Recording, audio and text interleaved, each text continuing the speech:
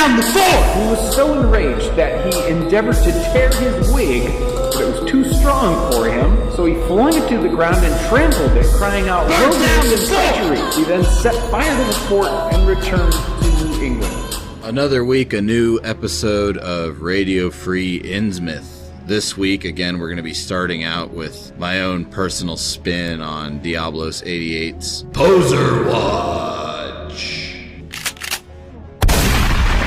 So, I was reading the Metal Archives forums because I'm a fucking masochist and I don't learn my lesson. And I come across this thread called Best/Worst Drummers in Metal. And I go to the newest page of this thread and I see somebody named Thy Shrine talking smack on my man Fred Estby from Dismember. And I see a lot of people talking shit about Fred Estby's drumming, and I don't know what the hell is wrong with you fucking idiots. I will now demonstrate why you are all objectively wrong. Not only is your opinion dumb, but you are wrong in an objective sense. So this is the song Misanthropic off their appropriately titled 1997 album, Death Metal. So we start out with a really good variation on that kind of Burzum beat, where you hit the snare every third note, but already he's switching up and doing sick ride cymbal stuff. So yeah, no, this drumming's so bad, am I right? Oh, thrash. Listen to that fucking thrash drum beat. Straight up Dave Lombardo shit. Excellent.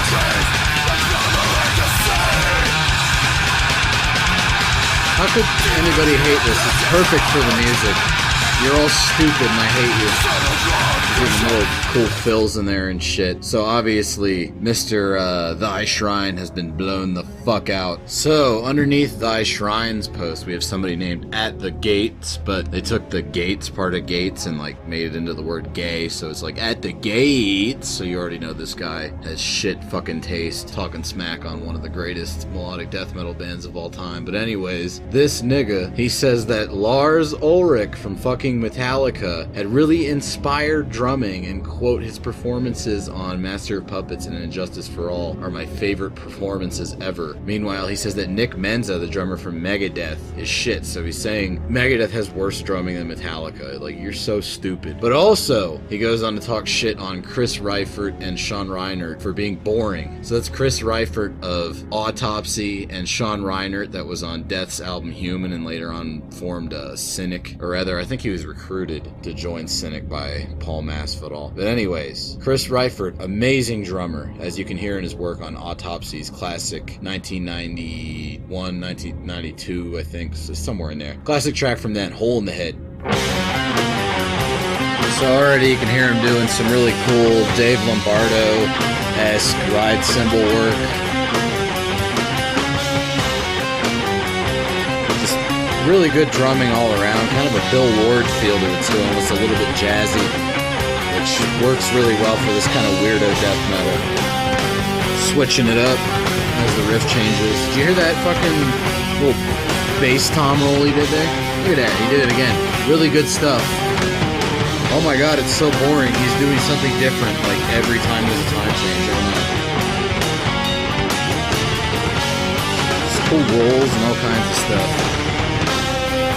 But lest we think he's a one-trick pony with these jazzy rolls, when this song slows down in a bit, he's going to show you his grooving style too. But first, get to hear a little more of this, which is fine because it's good. Look at that, cool rolls. Oh, fucking excellent slow death metal right here.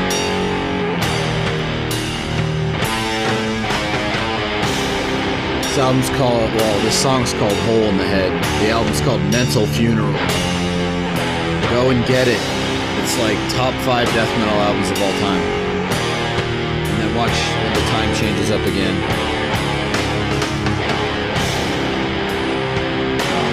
Wait, it didn't happen when I thought it would. Now, I almost missed it. This is fucking cool shit.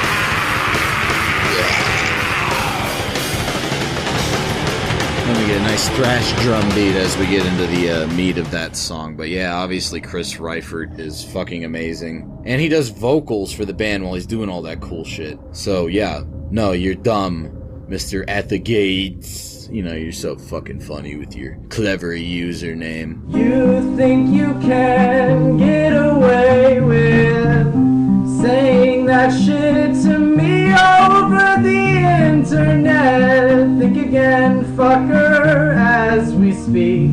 I'm contacting my secret network of spies across the US, and your IP is being traced right now, so you better prepare for the storm, maggot.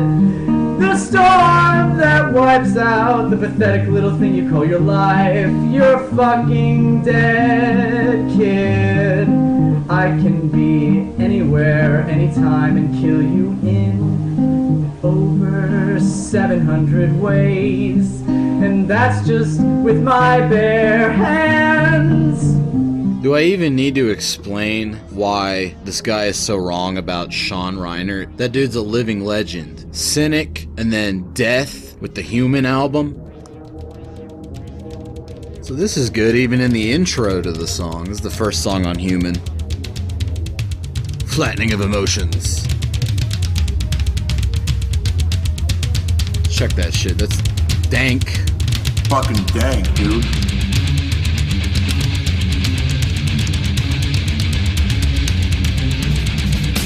Look at that cool little cymbal shuffle. This nigga is full of shit talking smack on Sean Reiner. What in the world, dude? The unmitigated fucking gall. Blast beat time. Come on. What the hell is wrong with people, man? You know? I think everybody that's into metal at this point that isn't me is probably fucking retarded, just given the shit I've been reading online. I don't know what the hell is going on with these people. You know, I'm gonna go read about some metal on the internet. You know, maybe I'll learn some cool new bands, and then I go to metalarchives.com. That's the internet's biggest metal website. Let's see what's going on over there. You know, I just want to communicate with people and have a good time. You know, maybe learn some new stuff, and then this shit happens, and it just makes me want to go,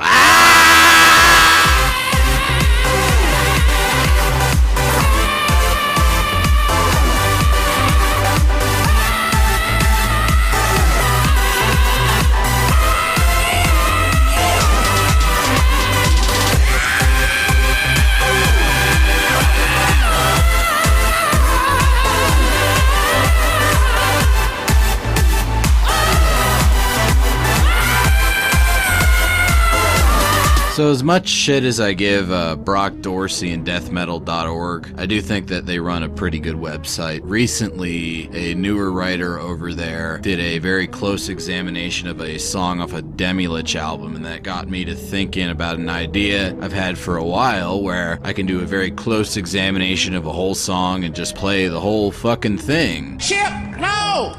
Chip, don't do it! Nah, it's fine, man. This album that I'm gonna be playing is like super out of print, so it's not like the band is gonna sue over it. Nobody fucking knows about this album anyways. That's why I'm spotlighting it. Plus, if the cops do beat down my door, I can just be like, Sorry, officer, I didn't know I couldn't do that. So I've had this idea for a while. I was almost thinking of doing a radio show about it back before I met the Hate Bus guys, but whatever. Now I have a new outlet for this, a new audience. I got the original inspiration for doing this kind of thing when I was listening to some of the commentary discs Fenris did for some Dark Throne albums, where you would get the whole album on one CD, and then the second CD would be the whole album, but with Fenris kind of talking over it, narrating you through it, talking about what influenced them, and you know how different parts of the song interacted with each other, and he had a lot of really good insight. Incidentally, this type of drumming was later named by someone as sort of sound you get when you have when you water the lawns, like with those machines going. Very accurate. Fucking fantastic. So this week we're going to be talking about the band Dominus from Denmark and their 1994 album View to the Dim. So Dominus were kind of part of this early 90s wave of Viking-themed bands, but a lot of those bands, they either were very doom metal influenced and melancholic and epic, or a lot of times they might even have been a little bit happy. Dominus, not so much. Dominus is more like the sound of some dude busting down the door to your fort and stabbing you in the face. They're one of the most savage bands I've ever heard.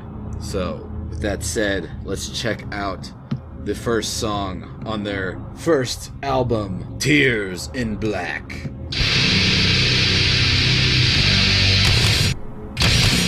Dig that guitar sound. It's like a waterfall of noise.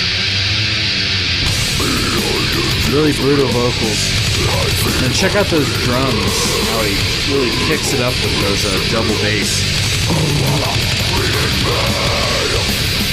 So they seem like they're gonna settle into a groove with that first riff here. And they do for a while.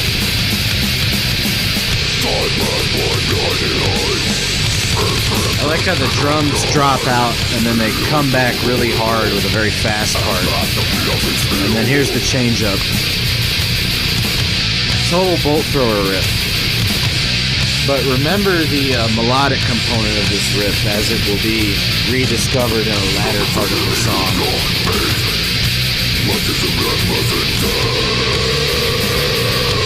You can hear the bass doing a lot of cool stuff if you listen. So check that out. This band does a really good job of utilizing negative space. So they use silences, or they'll turn off all the sound in one speaker to emphasize what's going on in the other channel. Negative space utilization in music, not something seen very often in death metal. Now we're back to that first riff. Also, this drummer, very good. I'm pretty sure at the gates, and that other guy probably hate him. Those vocals are disgustingly violent and savage. And then we have an anti-solo. Instead of being melody, it's just an explosion of noise and hate. Uh-oh. Bass breakdown. This is the mosh part. So yeah, not your garden variety Viking metal band. These guys are brutal. Some cool mic cupping on the part of the vocalist. So he puts his hand in a fist around the mic and then shouts into it like this to give it extra reverb. And then here we go. Full stop for the breakdown. That's like a bass drop almost. I told you that melody was going to get its resurgence. Also, a nice walking bass line over it. But yes, they've brought back that melody from the earlier part of the song. They're doing a counterpoint to it now. The great thing about this song is it doesn't overstay its welcome at all. It has a defined beginning with that doom riff going into the melodic riff. Then we have the breakdown.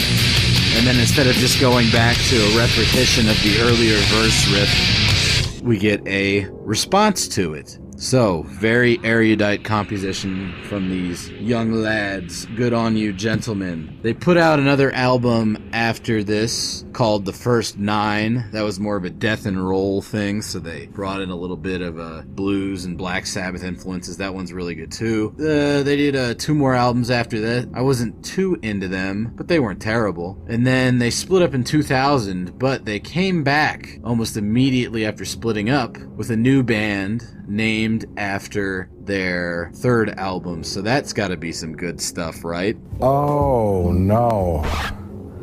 Oh no. No, no, no. No, no, no. No, no, no, no, no, no. No, no, no, no, no, no, no. You misunderstood. The band that Dominus came back as was named Volbeat.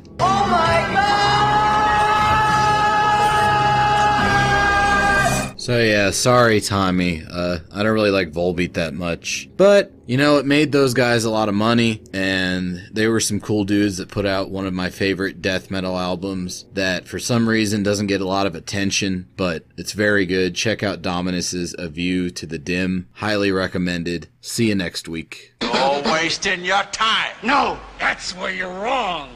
You're wasting our time. Now we're gonna...